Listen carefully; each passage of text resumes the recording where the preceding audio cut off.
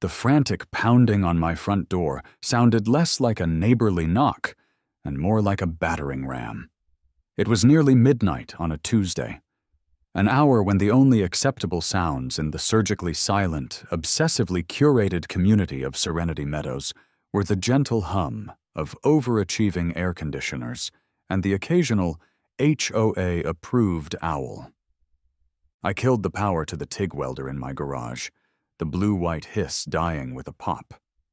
My ears were still ringing as I swung open the door to find Mrs. Henderson, her face a mess of tears and raw panic. She was a sweet, frail woman of 80 who spent her days tending to her prize-winning petunias and always waved when I drove by. Now she looked like she'd seen a ghost. "Alex, it's George, my husband," she cried, her voice thin and ragged. "He can't breathe. I think it's his heart. I called 911. They're on their way." The world snapped into focus.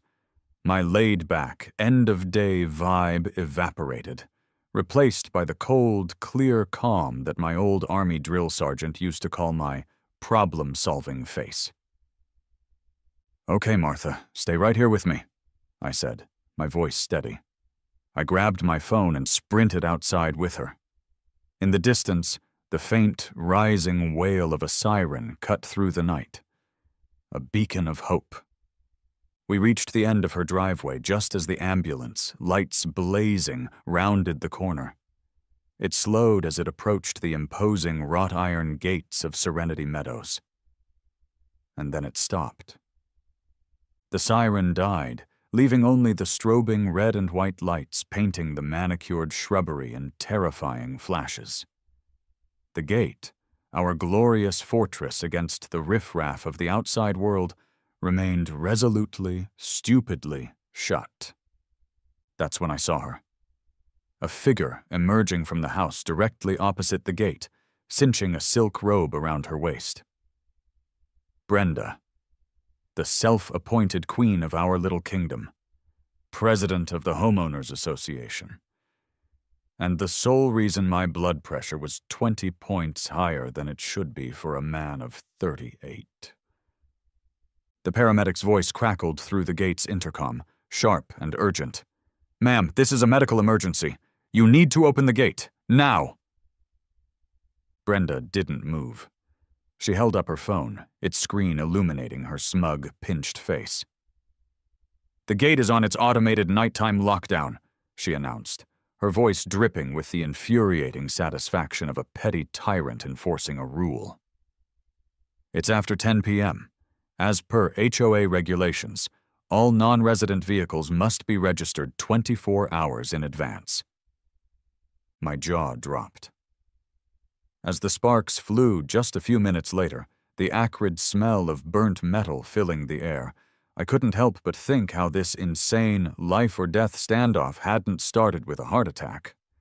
It had started, as all great wars do, over a ridiculously small patch of disputed territory. My front lawn. My war with Brenda began the way most of my problems in Serenity Meadows did, with a laminated notice. I'd lived in the community for a little over a year, lured in by a surprisingly low price on a house with a huge, detached garage perfect for my custom metal fabrication business. I figured an HOA was just a formality, a suggestion box for people with too much time on their hands. I had gravely, catastrophically underestimated the enemy. The first notice appeared on my door one Saturday morning. "Grass height violation." It read in a severe, joyless font. According to Article 4, Section 2B of the HOA's sacred texts, grass was not to exceed 3 inches in height. Brenda, apparently armed with a ruler and a vendetta, had measured a defiant blade near my porch at 3¼ inches. "You've got to be kidding me," I muttered, staring at the perfectly green lawn. As if summoned by my disbelief, Brenda materialized from across the street, clipboard in hand. This was her signature move. "Alex," she said, her tone that of a disappointed teacher, "we need to talk about your lawn." Brenda, it's 7 a.m., I replied, running a hand through my hair. My lawn is dew-kissed and dreaming of being a golf course. What more do you want from it? Her lips thinned into a bloodless line. The bylaws are not a suggestion, Alex. They are the covenant that protects our property values. Property values are the least of my concerns when I'm facing a quarter-inch of horticultural rebellion, I shot back. I'll get my barber shears and a micrometer right on it. She made a furious tick on her clipboard and marched off. That was our first official skirmish. It was followed by a relentless campaign of bureaucratic attrition. There was the mailbox incident, where I was fined $150 because my new, perfectly compliant mailbox was from Home Depot, not the HOA's preferred vendor, whose identical product cost 3 times as much and was, coincidentally, owned by Brenda's brother-in-law. Then came the wind chime debacle, a citation for acoustic pollution caused by a tiny set of chimes my niece had given me. They sounded like tiny, happy bells. To Brenda, they sounded like anarchy. The conflict reached its early peak with the garden gnome standoff. I had a small, 2-inch-tall gnome nestled amongst the ferns in my garden. Brenda declared it an unapproved lawn statuary and demanded its immediate removal. In response, I didn't remove him.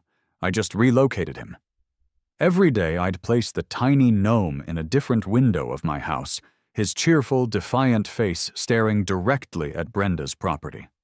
One day he was in the kitchen, the next the living room, the next peeking out from the upstairs bathroom. It was a silent, ceramic protest. Her biggest source of pride, however, was the gate. That gate was the moat around her castle, the ultimate symbol of her control. She managed the access codes with the secrecy of a spy agency and seemed to take a perverse pleasure in inconveniencing delivery drivers. I learned this firsthand when I tried to get a pallet of stainless steel delivered for a big project. The flatbed truck was held at the gate for nearly an hour. I finally marched down there to find Brenda in a full standoff with the driver. "This vehicle exceeds the gross tonnage permitted for non-essential deliveries," she declared, tapping her clipboard.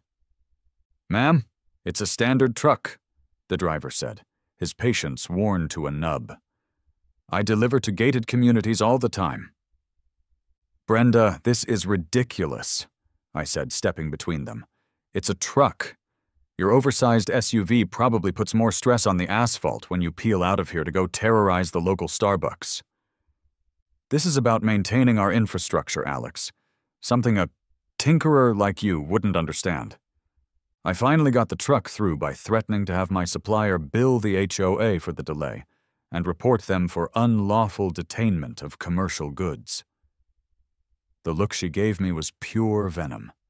She loved that gate more than she loved Gary, her silent, beige husband who seemed to exist only to nod and trim their prize-winning rose bushes.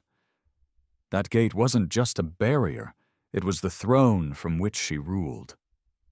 I knew, deep down, that one day it was going to be a very, very big problem. And there we were, the flashing lights, the panicked sobs of Mrs. Henderson, and Brenda standing between a dying man and the people who could save him, quoting bylaws.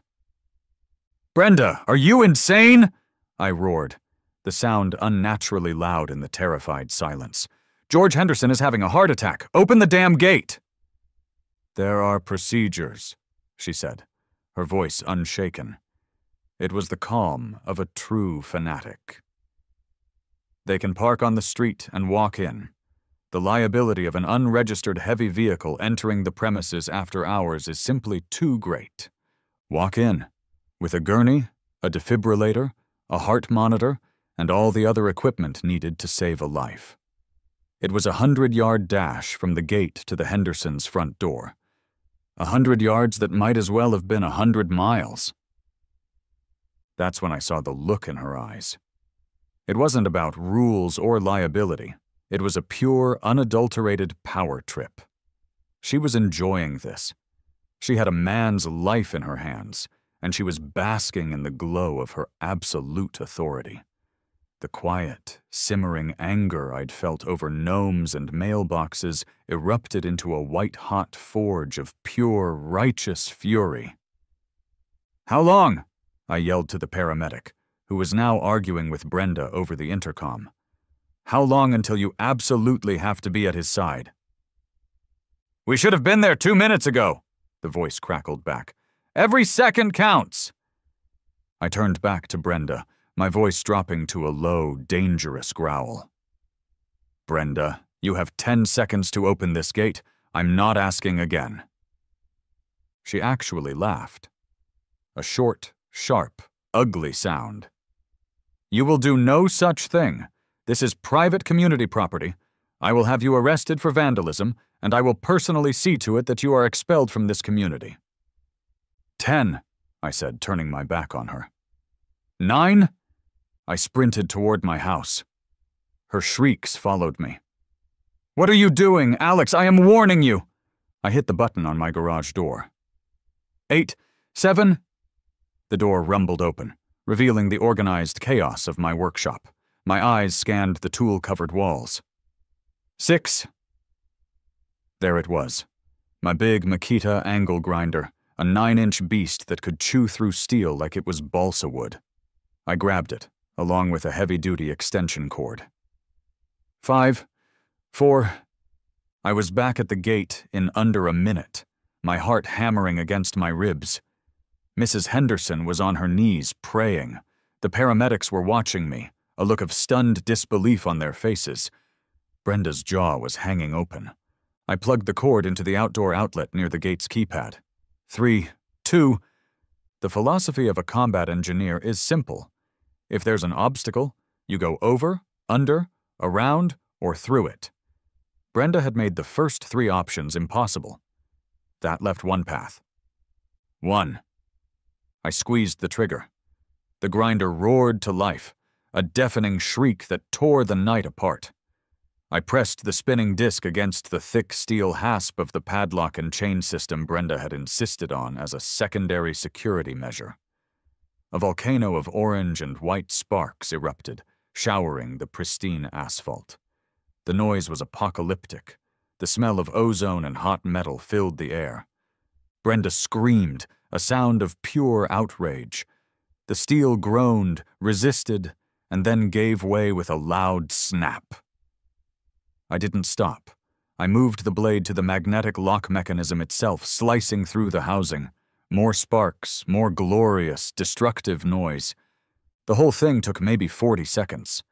I dropped the grinder, grabbed the edge of the heavy iron gate, and hauled it open with a deafening screech of protesting metal. I stood back, breathing heavily, and waved the ambulance forward. "Go! First house on the right with the petunias!" I yelled. The ambulance lurched forward, its tires squealing as it sped down the street. I stood there, the cooling grinder still humming in my hand, covered in a fine layer of metal dust, watching the red and white lights disappear toward the Henderson house. I turned to look at Brenda. Her mouth was opening and closing like a beached fish, her face a mask of pure, unadulterated horror. The Queen had just watched a peasant tear down her castle wall with thunder and lightning. The arrival of the police was, in its own way, as dramatic as the arrival of the ambulance. Brenda, having rebooted from her state of catatonic shock, had apparently gotten on the phone and screamed every buzzword she could think of: vandalism, destruction of property, threats, maniac. 2 cruisers rolled up, lights flashing, bathing the scene in a surreal blue and red glow. A young, eager-looking cop got out of the first car, his hand hovering near his sidearm. I immediately recognized him as Officer Miller, a rookie with a reputation for being aggressively by the book. Great. From the second car emerged his polar opposite. Sergeant Davies was a 20-year veteran with a weary face that had seen everything and was impressed by nothing. He ambled over, his eyes taking in the scene. The damaged gate hanging crookedly on its hinges, me standing there with an industrial-grade power tool, and Brenda, who was practically vibrating with rage. "Officer! Arrest this man!" she screeched, pointing a trembling, manicured finger at me. "He destroyed our community gate. That's thousands of dollars of damage. He's a menace." Officer Miller puffed out his chest. "Sir, please put down the, grinder. Did you cut this lock?" I calmly placed the tool on the ground and raised my hand slightly. "Yes, I did, officer," I said, keeping my voice even. "There's an ambulance down at 112 Willow Creek Lane. Mr. George Henderson is in the middle of a major cardiac event. I nodded towards Brenda, refused to grant the EMTs access. Sergeant Davies's gaze shifted from me to Brenda. His weary eyes sharpened. "Ma'am," he said, his voice a low rumble. "Let me get this straight. You're telling me you deliberately prevented first responders from accessing a medical emergency?" Brenda's self-righteousness was a powerful shield. "He violated the bylaws," she insisted, her voice rising to a shrill peak. "It was after 10 p.m. There are rules. He had no right." That was it. That was the moment I saw Sergeant Davies's internal switch flip from civic dispute to dealing with a dangerous lunatic. He took a slow step towards Brenda, his folksy weariness replaced by an iron authority. "Ma'am, in this state, knowingly obstructing or interfering with emergency services personnel is a felony," he said, his voice dangerously quiet. His actions, while unconventional, would almost certainly be covered by what the law calls a necessity defense. He chose the lesser of two evils, damaging a gate versus letting a man die. You, on the other hand, chose the gate. Brenda's mouth snapped shut, the color drained from her face. "Now," Davies continued, "I'm going to take everyone's statement, but I strongly suggest you go back inside your house and think long and hard before you say another word that could get you into significantly more trouble than a broken lock." He didn't have to tell her twice. She gave me a look of pure, murderous hatred and scurried back into her house. The EMTs returned just as Davies was taking my statement, confirming every detail. One of them, a young woman with tired eyes, pulled me aside. "You did the right thing," she said quietly. "We got to him just in time. You probably saved his life." By morning, the neighborhood was buzzing. The story had spread like wildfire. My lawn became a pilgrimage site. Neighbors I'd only ever shared polite nods with brought me coffee and muffins, whispering their thanks. The Hendersons' daughter called me, sobbing with gratitude, telling me her dad was stabilized at the hospital. But not everyone was on Team Alex. A small contingent of Brenda's loyalists, the ones who benefited from her iron-fisted rule, glared at me from behind their perfectly trimmed hedges. They saw me as a vigilante and an anarchist who had shattered the sacred peace of Serenity Meadows. The battle lines were drawn. The war had just begun. Brenda might have been publicly humiliated, but she was far from defeated. Bullies like her don't just slink away. They double down. They retreat to their bureaucratic bunkers and plot their revenge. 3 days after the incident, the first missile was launched. It arrived via certified mail. The envelope was thick and intimidating. Inside, on crisp, expensive-looking letterhead bearing the name of a downtown law firm, Schilling, and Associates, I kid you not, was Brenda's declaration of total war.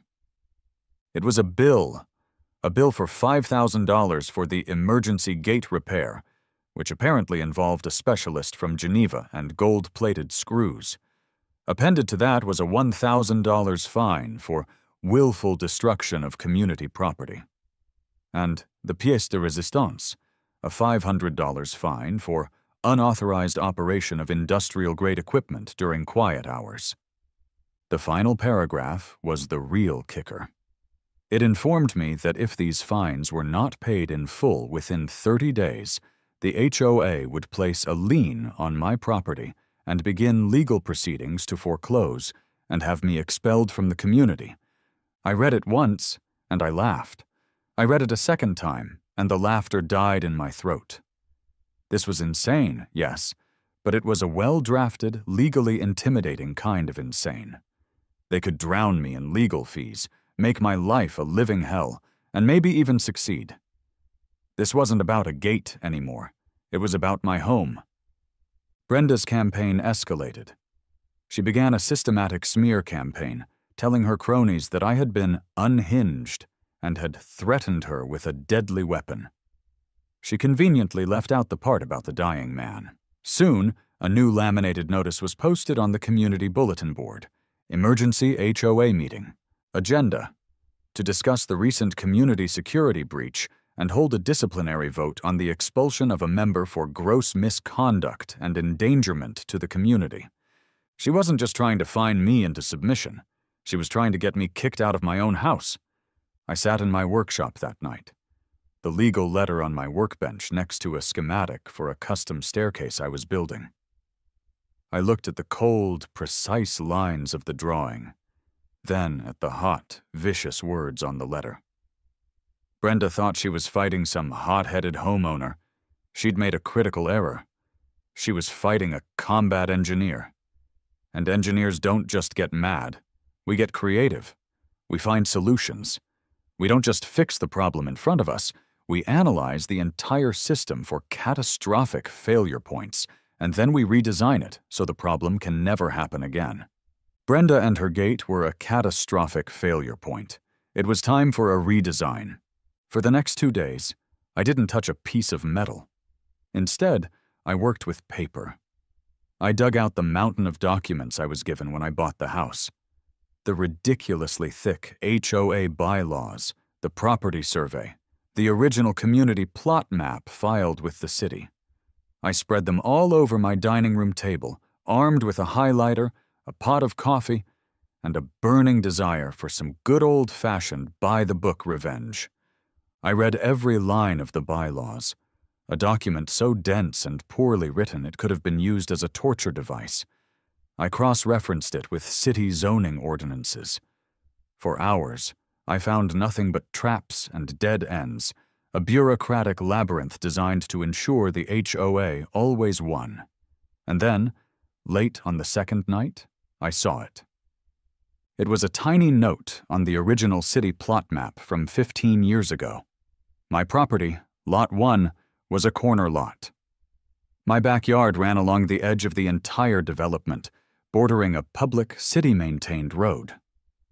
According to the map, there was a 10-foot-wide municipal easement running along my property line, connecting my land directly to that public road. The developer had originally planned for my lot to have its own, separate driveway, but had clearly scrapped it to build the big, fancy gate and sell the idea of an exclusive, single-entry community. My heart started beating faster. I dove back into the city ordinances. The easement was still on the books. It had never been legally vacated. Then I found the golden ticket, buried deep in the HOA bylaws. Article 9, Section 4C. All external property modifications, including fencing and driveways, must be approved by the Architectural Review Committee. Standard stuff. But then, the loophole. The beautiful, glorious sentence I had been searching for. Approval for modifications that are fully compliant with all applicable city permits and zoning laws shall not be unreasonably withheld. Unreasonably withheld. 2 words that were about to become Brenda's worst nightmare. My plan formed, elegant in its simplicity and devastating in its execution. I wasn't going to fight them over the fine. I wasn't going to beg to stay in their stupid community. I was going to make their primary weapon, the gate, completely and utterly irrelevant to me. I was going to build my own exit, my own private road to freedom, a spiked driveway. The next morning, I assembled my team. My first call was to a local surveyor, a grizzled old-timer named Frank. I explained the situation. A slow grin spread across his leathery face. An HOA president on a power trip, you say? He chuckled. Son, I've been mapping out spite fences and boundary disputes for 40 years. It's my favorite part of the job. You want to stick it to her legally? I'll have the official report and the stakes in the ground by tomorrow morning. Pro bono. Consider it a public service. My second call was to a contractor. I didn't want a big corporate crew. I wanted an independent. I found a company online called Big Dave's Demolition and Paving. The man who answered the phone sounded exactly like his company's name. I told him my story. A booming laugh echoed down the line. Ha! A spite driveway. Buddy, you're speaking my language, Big Dave bellowed. I had an HOA try to fine me once because the color of my work truck was too aggressive. I'll tell you what. I'll give you the friends and family who hate HOAs discount. We'll get you a road so nice she'll cry every time she looks at it. My final stop was the city planning office. The clerk was a bored-looking woman who was stamping papers with monotonous thuds. When I laid out my old plot map, the new survey from Frank, and the application for a curb cut and driveway permit, she just sighed. But then I told her why I was doing it. I told her about the ambulance, the locked gate, and the HOA president's name. Her stamping stopped. She looked up at me, a glimmer of light in her eyes. Brenda from Serenity Meadows? She asked. The one and only, I confirmed. A slow smile spread across her face. Her file is 2 feet thick, she said.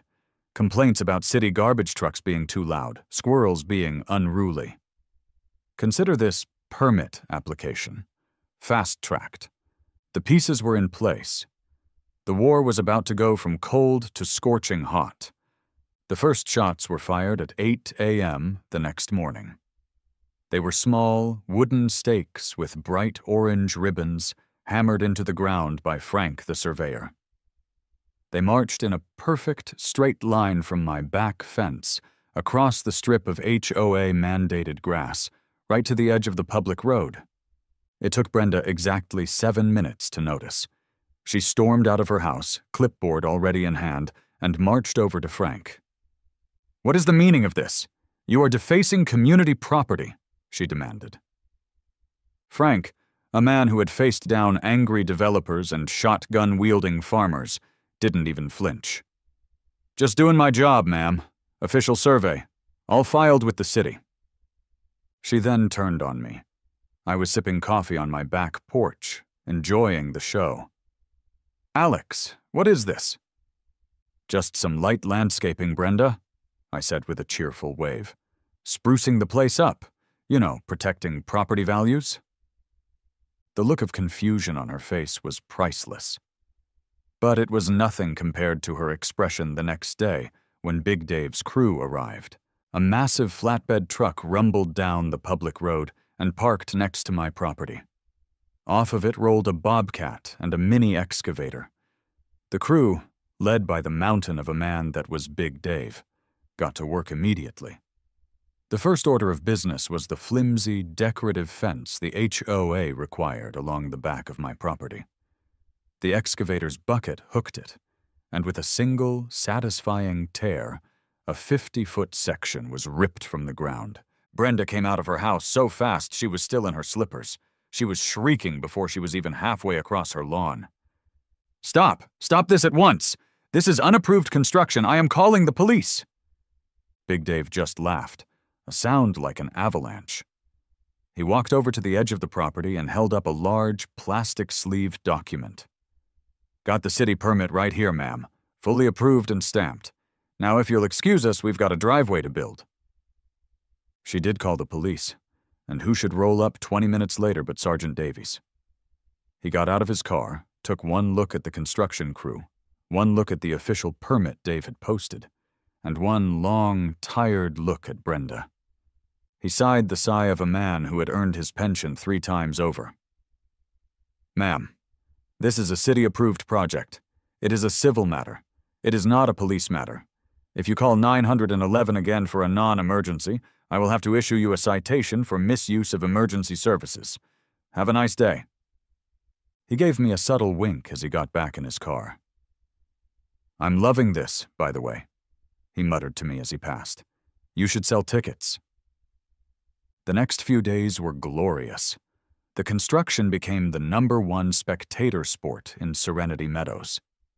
Neighbors found excuses to take long walks past my house, giving me discreet thumbs-ups. The noise of the machinery was music to my ears, a symphony of progress and sweet, sweet revenge. The crew dug out the path, laid a thick bed of gravel, and then the grand finale. The asphalt trucks arrived. They laid down a perfect, smooth, blacktop driveway from my garage to the main road. It was beautiful, professional, and 100% outside of Brenda's control. The finishing touch was mine. I spent the weekend in my shop forging a new gate for my own driveway. It was a rolling gate made of heavy-gauge steel with an elegant, swirling design. But if you looked closely at the filigree in the center, the swirls formed a subtle but unmistakable shape, a hand with its middle finger gracefully extended. It was a masterpiece of passive aggression. The night of the emergency HOA meeting, the community clubhouse felt like a courtroom. The air was thick with tension. Every seat was filled. Brenda stood at a podium at the front, flanked by her 2 loyalists from the board, looking regal and severe. She was here to finally put me down. She began her presentation with a slideshow. There were pictures of the broken main gate, pictures of the unapproved construction, and even a grainy photo of my garden gnome. She painted me as a rogue agent, a destructive force who had trampled on the community's sacred bylaws and endangered everyone with my violent and unstable behavior. "This man," she concluded, her voice trembling with manufactured outrage, "took a weapon and willfully destroyed our property. He has shown a flagrant disregard for the rules that protect us all. For the safety and sanctity of Serenity Meadows, I urge this community to vote yes on the motion to expel Alex from our neighborhood." A tense silence fell over the room. All eyes turned to me. I calmly walked to the podium holding a small USB stick. I didn't look at Brenda. I looked at my neighbors.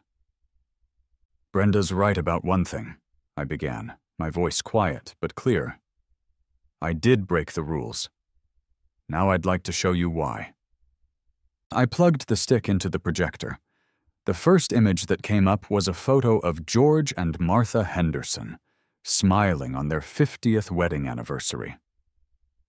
"This is George Henderson," I said, "husband, father, grandfather, a man who was suffocating in his own home while our HOA president quoted bylaws at the paramedics who were there to save his life."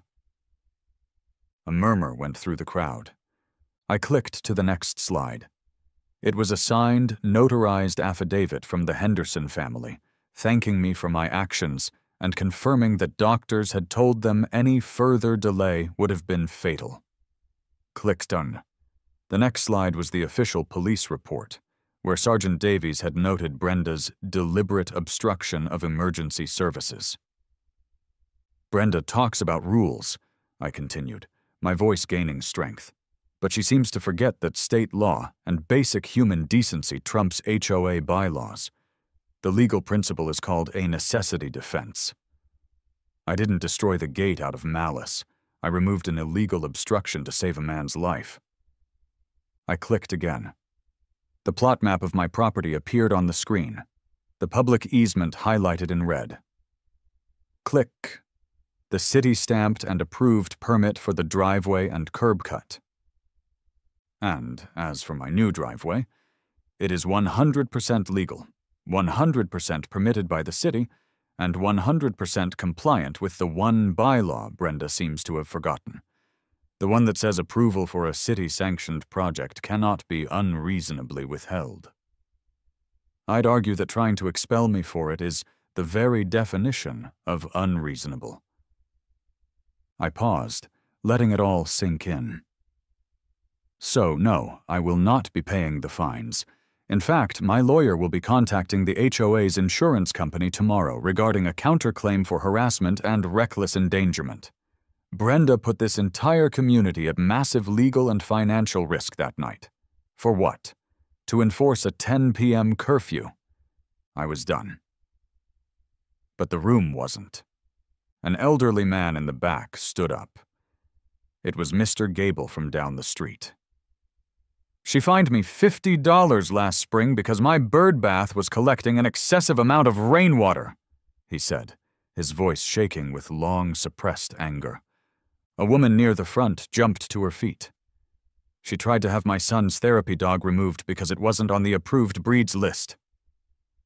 Suddenly, the dam broke. The silent majority found its voice.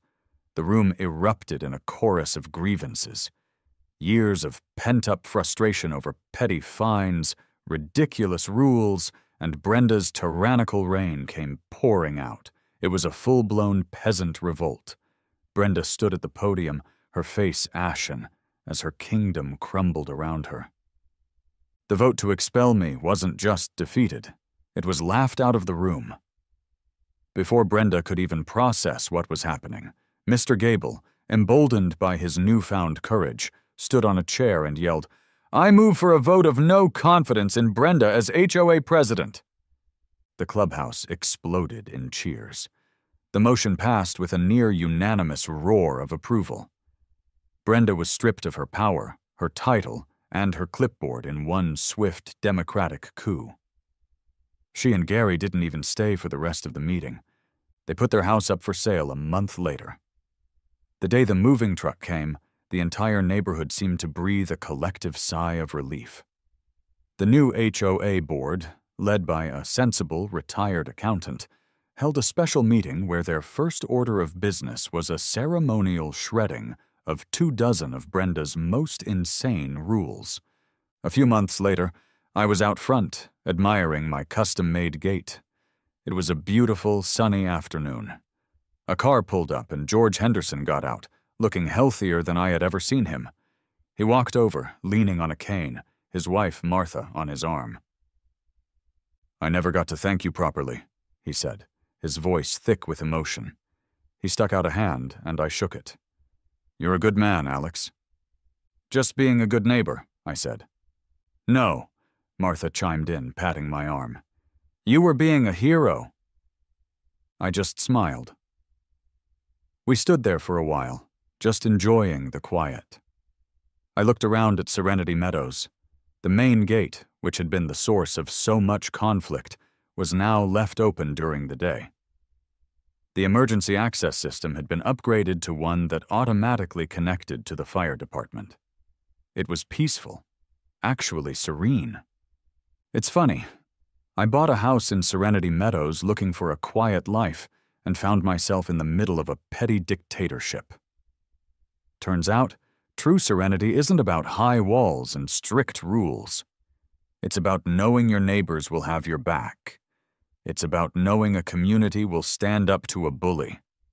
And, if all that fails, it's about owning a really, really good angle grinder. I pulled the small remote from my pocket and clicked the button.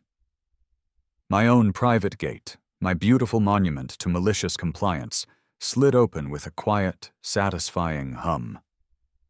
I gave the Hendersons a final wave, got in my truck, and drove out onto the public road, a free man on his own terms. I didn't even glance at the old gate as I passed it. It was just a relic now, a reminder of a tyrant who had been dethroned. My road was clear,